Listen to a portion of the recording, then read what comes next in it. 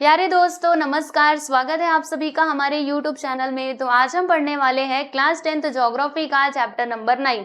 तो ये जो हमारा चैप्टर नंबर 9 है ना दोस्तों, इसमें हम कौन कौन से टॉपिक्स कवर करने वाले हैं तो आइए मैं आपको बता देती हूँ। इसमें हम यहाँ पर समझने वाले हैं पर्यटन के बारे में। भारत में पर्यटन देखेंगे और ब्राजील का भी पर्यटन हम यहाँ पर समझेंगे। तो पर्यटन का मीनिंग क्या होता है, देखो हम क्या करते हैं ना, जब हम अपने घर से दूर जाते हैं कहीं पर वहां पर घूमने के लिए, या फिर कोई अगर हमारा सेलिब्रेशन रहता है तो वहां पे हम सेलिब्रेट करने के लिए जब जाते हैं ना, तो इसी चीज को हम क्या कहते हैं दोस्तों, पर्यटन कहते हैं। ठीक है, फिर उसके बाद यहाँ पर ये तो हमारा पहला टॉपिक हो गया जिसको हम कवर करने वाले हैं इस चैप्टर में। उसके बाद जो आपका दूसरा टॉपिक है दोस्तों वो है परिवहन, यानी जिसको इंग्लिश में कहते हैं ट्रांसपोर्टेशन।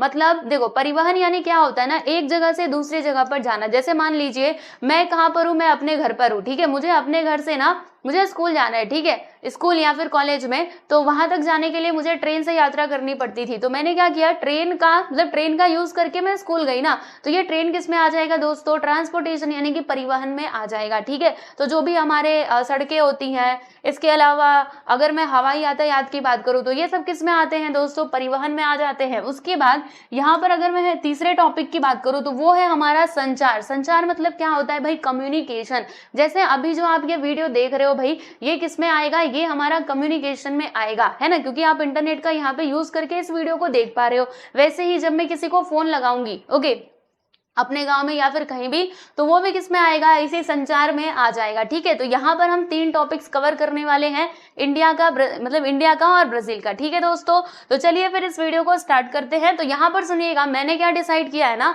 कि ये जो आपके तीनों टॉपिक्स हैं इनको मैं अलग अलग वीडियो में कवर करूँ। जैसे कि ये हमारा लेक्चर नंबर 1 है, तो इसमें अभी हम समझने वाले हैं बस पर्यटन के बारे में। ब्राजील का पर्यटन समझेंगे और भारत का पर्यटन समझेंगे। फिर जो हमारा दूसरा वीडियो होगा ना, उसमें हम देखेंगे परिवहन और तीसरे में हम देखेंगे कम्युनिकेशन। ठीक है दोस्तों, तो चलिए फिर अभी हम स्टार्ट करते हैं। तो यहाँ पर देखिएगा आपके सामने ना ये एक चार्ट दिया गया है। तो ये चार्ट में क्या बताया गया है जरा हम समझते हैं। तो देखो दोस्तों, आपको मैं बताऊं यहाँ पर क्या दिया है। यहाँ पर ना ब्राजील और भारत में ना अंतरराष्ट्रीय पर्यटक संख्या दिया गया है। अंतरराष्ट्रीय का मतलब क्या होता है, जो दूसरे देशों से मतलब हमारे देश में आते हैं पर्यटन के लिए, राइट, तो उसको हम कहते हैं अंतरराष्ट्रीय। हम लोगों ने पढ़ा भी था क्लास 9th में, है ना, 9th स्टैंडर्ड में हमने पढ़ा था अंतरराष्ट्रीय पर्यटन क्या होता है। ठीक है ना, तो अंतरराष्ट्रीय पर्यटकों की यहाँ पे संख्या दी गई है 1995 से लेकर के 2015 तक का। ठीक है, तो चलो इसको एक बार हम स्टडी करते हैं, फिर इसको समझने की कोशिश करते हैं। तो यहाँ पे देखिएगा, ये देखो, ये भारत को दिखाएगा ये वाला कलर, और जो ये वाला कलर है ना दोस्तों, ये रिप्रेजेंट करेगा किसको, ब्राजील को। ठीक है, अब इसको ध्यान से आप लोग समझते जाइए। तो देखिए, अगर मैं बात करूं 1995 की यानी 1995 की, ठीक है, तो हमारे यहाँ पर जो भारत का पर्यटन मतलब भारत में अंतरराष्ट्रीय पर्यटकों की संख्या क्या है, वो ब्राजील से थोड़ी सी ऊपर है। देख रहे हो, ब्राजील नीचे है। फिर धीरे धीरे करके क्या हुआ, ब्राजील हमसे आगे बढ़ा, 2000 तक ये आगे बढ़ चुका था और अभी हम नीचे की तरफ जा रहे थे। अभी तक हम ब्राजील से पीछे ही चल रहे थे। ठीक है, फिर उसके बाद क्या हुआ, ब्राजील नीचे चला गया और हम चले गए ऊपर। और अगर मैं 2015 की बात करूं तो आप देख सकते हो, ब्राजील है हमसे पीछे और हम हैं ब्राजील के आगे। यानी हमारे यहाँ पर जो अंतरराष्ट्रीय पर्यटक है ना, वो ज्यादा आते हैं as compare to the Brazil. Brazil में कम जाते हैं, हमारे यहाँ पर ज्यादा आते हैं। ठीक है दोस्तों, बात समझ में आई। तो ये था आपका ग्राफ। चलो अब मैं आपको बताती हूँ ब्राजील के पर्यटन के बारे में। ठीक है, तो देखो ब्राजील में ना पर्यटन के लिए बहुत सुंदर सुंदर जगह है। जैसे हमारे भारत में सुंदर सुंदर जगह है,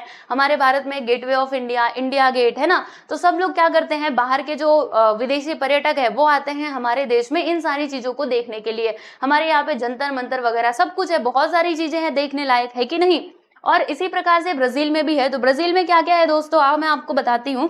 देखिए,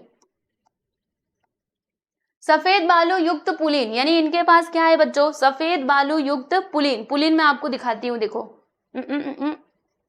यहाँ पर ये तो हमारा ये क्या है, पुलिन यानी क्या होता है, देखो समुद्र के किनारे वाला जो बीच होता है ना, बीच आप लोग जानते होंगे, जिसके किनारे पर लोग बैठे रहते हैं। देख रहे हो, देखो सफेद बालू से युक्त क्या है, पुलिन है, यानी ये लोगों का बीच है। ठीक है, जिसको देखने के लिए दूर दूर से या फिर दूसरे देशों से जो पर्यटक है वो आते हैं, स्पेशली ब्राजील में। ठीक है, और इसके अलावा और क्या क्या है इनके पास, तो इनके पास है आकर्षक व स्वच्छ तटीय प्रदेश। ठीक है, मतलब इनके पास बहुत ही आकर्षक व स्वच्छ तटीय प्रदेश है। तटीय प्रदेश का मतलब क्या, वही समुद्र के किनारे वाला इलाका। ठीक है, और क्या है इनके पास दोस्तों, और है इनके पास सुंदर सुंदर द्वीप। हमारे यहाँ पर भी है सुंदर सुंदर द्वीप, जैसे कि एलिफेंटा आइलैंड आप लोगों ने सुना होगा, है ना, वहां पे जाते हैं सब लोग घूमने के लिए, और देश विदेशों से मतलब जो विदेशी लोग हैं ना वो भी वहां पर जाते हैं एलिफेंटा केव्स को देखने के लिए, ठीक है। तो इनके पास भी है बहुत सुंदर सुंदर द्वीप। इसके अलावा अमेज़न के मैदान में स्थित घने वन, राइट, ये सभी क्या है, और विभिन्न प्रकार के प्राणी एवं पक्षी एवं राष्ट्रीय उद्यानों के कारण अंतर्राष्ट्रीय पर्यटक ब्राजील की ओर आकर्षित होते हैं, ठीक है।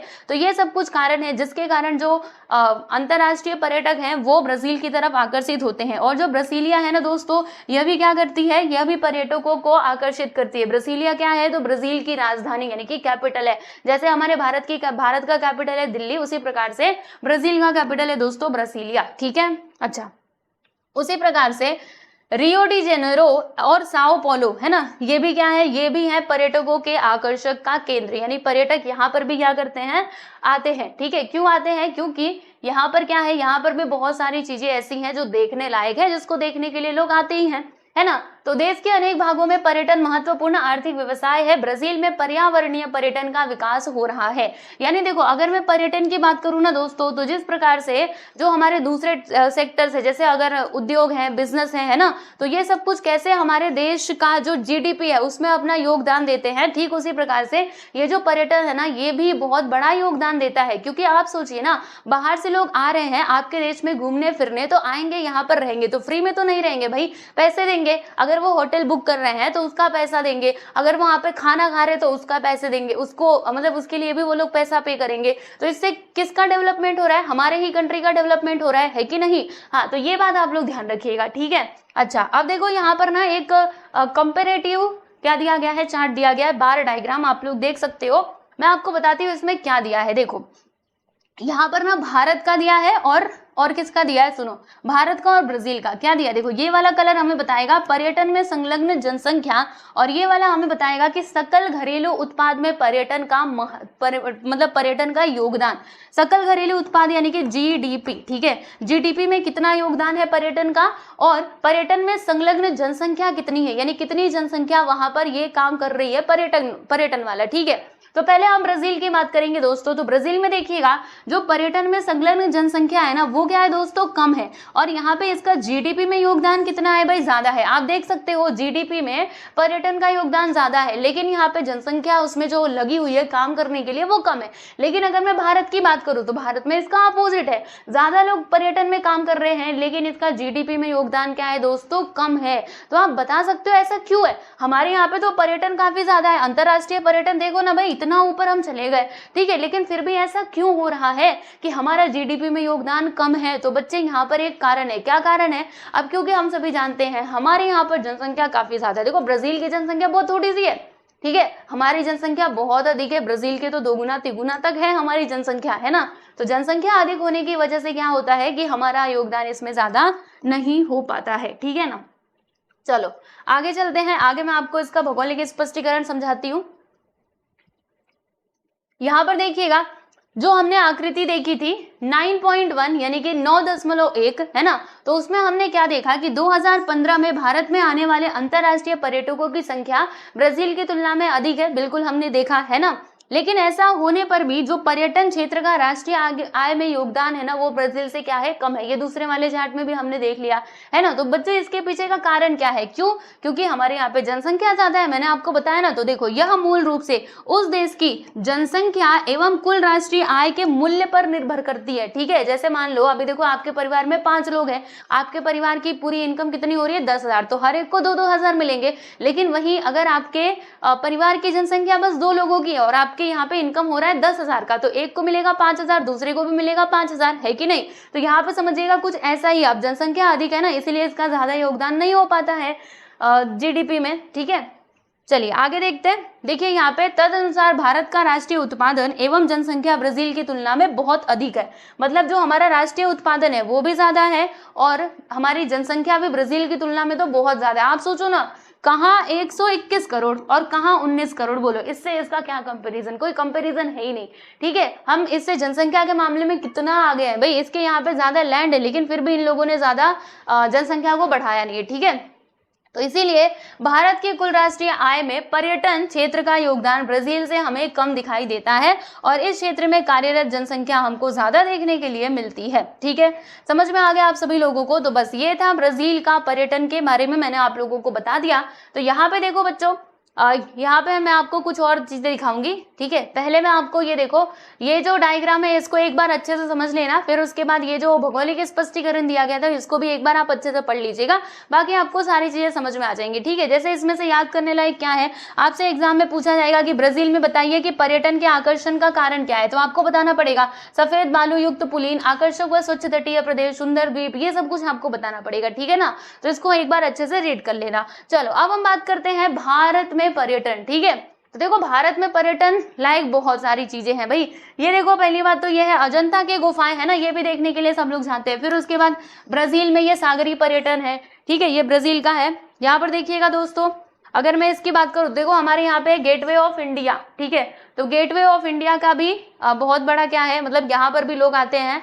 और उसके बाद ये देखो ब्राजील का है मेनोस स्थित फुटबॉल स्टेडियम, आप देख सकते हो। उसके बाद रियो डी जेनेरो स्थित, ये ब्राजील का है, और ये है हमारे यहाँ का यानी इंडिया का। ठीक है, तो भारत में भी बहुत सारी चीजें हैं देखने लायक। तो आइए जरा हम इसका एक्सप्लेनेशन देखते हैं। तो आकृति 9.1 के आलेख से यह स्पष्ट होता है, क्या स्पष्ट होता है कि भारत में अंतर्राष्ट्रीय पर्यटकों की संख्या में निरंतर वृद्धि हो रही है। जी बिल्कुल दोस्तों, अगर आप ये वाला डायग्राम देखोगे तो हम देखेंगे ना कि जो भारत में अंतर्राष्ट्रीय पर्यटक हैं उनकी जनसंख्या में लगातार वृद्धि हो रही है कि नहीं। देखो ना, पहले हम यहाँ पर थे लेकिन धीरे धीरे करके बढ़ रहे और कितना ऊपर हम चले गए, यानी जो हमारा अंतर्राष्ट्रीय पर्यटन की संख्या है ना वो कम नहीं हो रही बल्कि उसमें लगातार वृद्धि ही हमें देखने के लिए मिल रही है। ठीक है, तो ये आपने जाना बराबर। लेकिन अगर मैं 2010 से बात करूं तो उसके बाद इसमें बहुत ज्यादा अधिक वृद्धि हुई है भाई। देखो अचानक से ये ग्राफ कितना ऊपर गया है, आप देख करके इसको समझ सकते हो।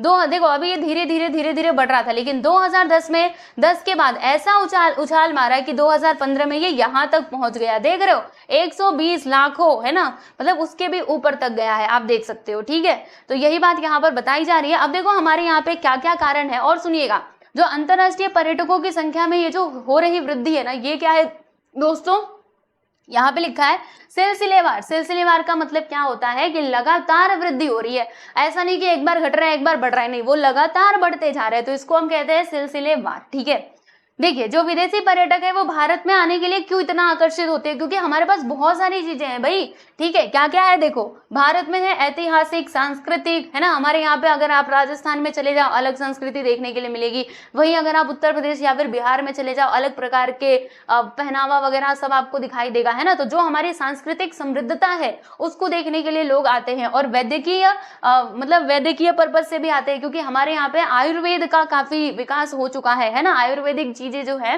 ना, इसमें हम बहुत आगे हैं, तो इसीलिए लोग क्या करते हैं, वैद्यकीय सुविधाओं के लिए भी यहाँ पर आते हैं। व्यवसायिक यानी कि अगर बिजनेस के ऊपर कुछ भी डिस्कशन करना रहता है तो बिजनेस टूरिज्म में भी यहाँ पर आते हैं। इसके अलावा और भी जो पर्यटन के प्रकार है उनके कारण यहाँ पर आते हैं। पर्यावरणीय पर्यटन को भारत में भी प्रोत्साहन दिया जा रहा है, जैसे पर्यावरणीय पर्यटन ब्राजील में है वैसे हमारे यहाँ पर भी है। ठीक है, देखिए भारत की ऐतिहासिक विरासत को ध्यान में रखते हुए अनेक भागों में पर्यटन के अनेक अवसर उपलब्ध हैं, इसके लिए अनेक पर्यटन स्थलों का विकास किया जा रहा है। ठीक है, यानी सरकार भी चाहती है कि पर्यटन आए, क्योंकि पर्यटन आने से हमारा ही फायदा होता है, इसलिए सरकार भी इसके लिए कदम उठा रही है, और क्या करते हैं वो भी अपना कुछ ना कुछ योगदान देते हैं ताकि पर्यटन को बढ़ावा दिया जा सके हमारे देश में। ठीक है, तो ये बात हो गई भारत का पर्यटन, और ये था ब्राजील का पर्यटन। तो देख लो भाई, यहाँ पे हमारा जो पहला वाला टॉपिक था ना दोस्तों, ये हो चुका है कंप्लीट, बस इतना ही था। जी हाँ बिल्कुल, बस इतना ही था। ठीक है, अब नेक्स्ट लेक्चर में हम लोग पढ़ेंगे दोस्तों परिवहन के बारे में, ओके, और फिर तीसरे लेक्चर में हम पढ़ेंगे संचार के बारे में। तो चलो आज के लिए बस इतना ही रहने देते हैं, अच्छे से आप एक बार पढ़ लेना, इसको रिवाइज कर लेना, और परिवहन के साथ हम मिलेंगे अगले वीडियो में। तब तक आप सभी लोग अपना ध्यान रखिए, पढ़ाई करते रहिए। Bye everyone.